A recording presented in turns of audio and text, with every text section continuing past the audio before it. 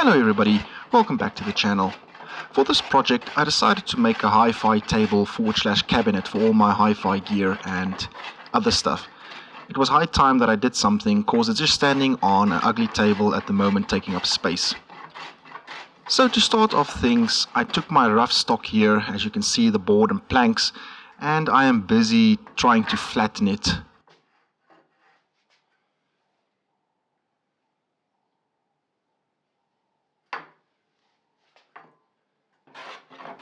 In order to remove the majority of stock to actually get the plank flat, I'm using this modified rabbit plane as a scrub plane.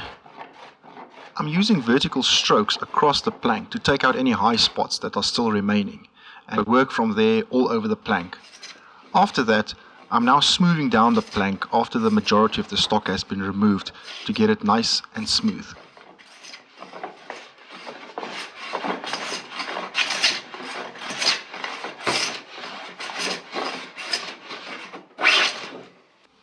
Once that is done, it's now a final check to see if the length of the board is now flat.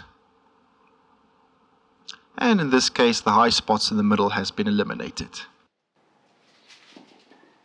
Now it's time to check for twist in the board using my winding sticks.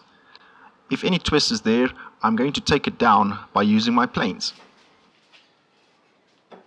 Because of the length of the board, I'm marking all the high spots that I need to take down to eliminate the twist. As you can see here, using a longer number 6 plane to help ease the job.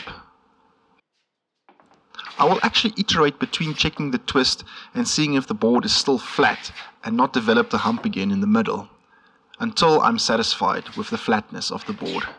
This will be done for each of the boards or planks. After that, it's now time to square the side of the plank with the flat face.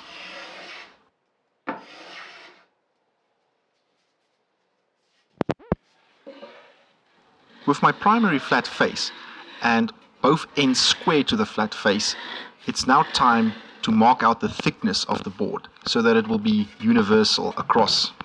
I'm using a marking gauge from the flat side of the face to see where I must take down waste all over the board to get it to the correct width. All the boards are basically synced together for the same width. As in the beginning of the video, to reduce the width of the board to the correct size, I'm using the scrub plane again to remove the majority of the waste. Once again, working sideways over the board to take out the high spots.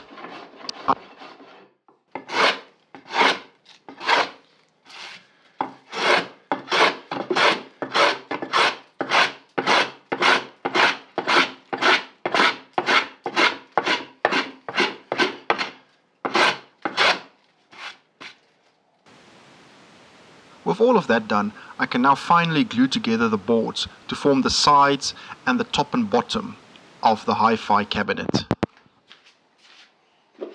Due to the length of the boards, I actually have to stand up on this little stool here to actually square the ends of the boards because of the length.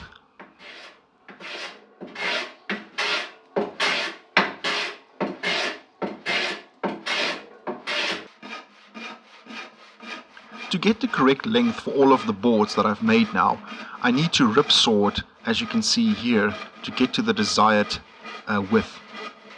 Then that surface area will then be treated with my plane, as I will show in the next slide.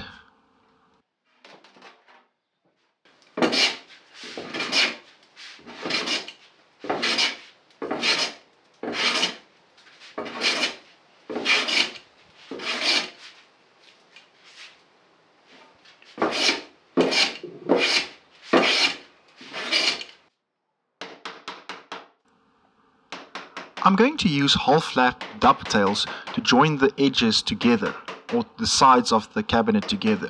However, because the boards are so thick and so long, the first step I'm doing here is to make a little recess, so that when I fit the boards together to make the dovetails or to mark them on each side, it will be much easier when they lock together. I will show this later on in the video if it doesn't make sense now.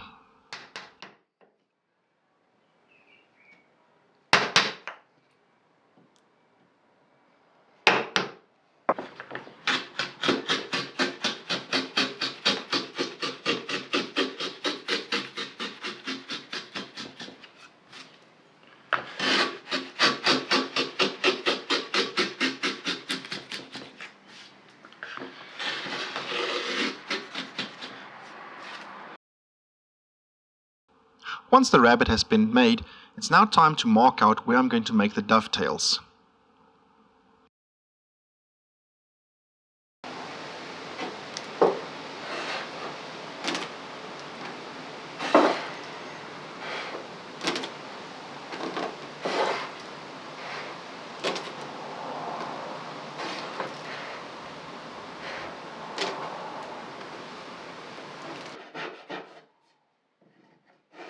With all the marking of the dovetails done, it's now time to saw them out and to prepare each joint.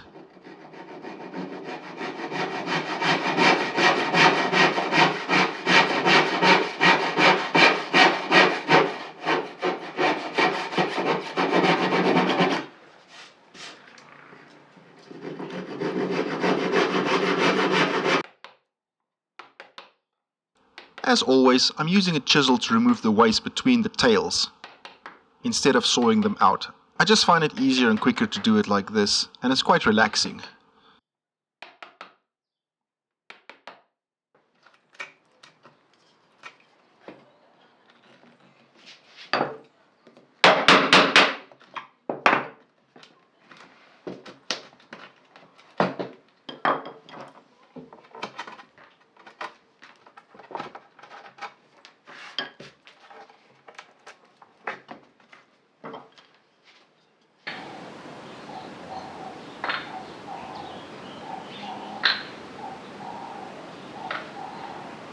So here's what I meant previously by first making a rabbit for the tails.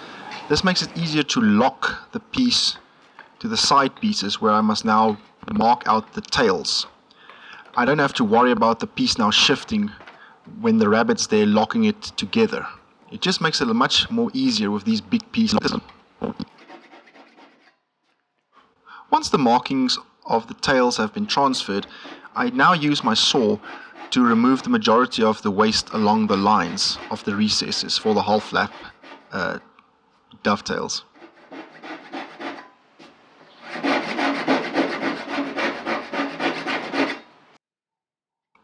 Now it's time to use the chisel again to remove the majority of the waste.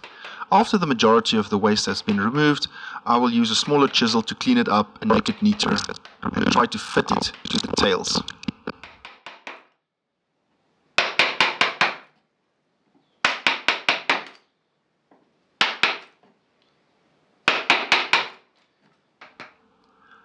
To remove the waste up until the knife wall that I made, I had to clamp this piece of wood on the side of the board because the remaining piece of wood was so thin I could risk basically it being blown out.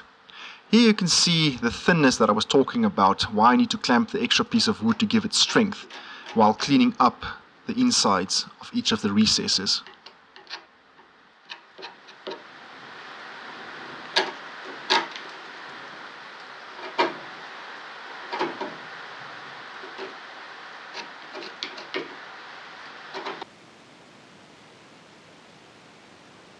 And with all of that done, it's now finally time to do a dry fit of the tails. As you can see here, I have to use a piece of wood to even the distribution while knocking it in. Otherwise, I risked the damage of one of them splitting. Well, thank you everybody for watching this video up until the end. This is part 1. In the next part, I will continue with the build. Thank you very much. Cheers.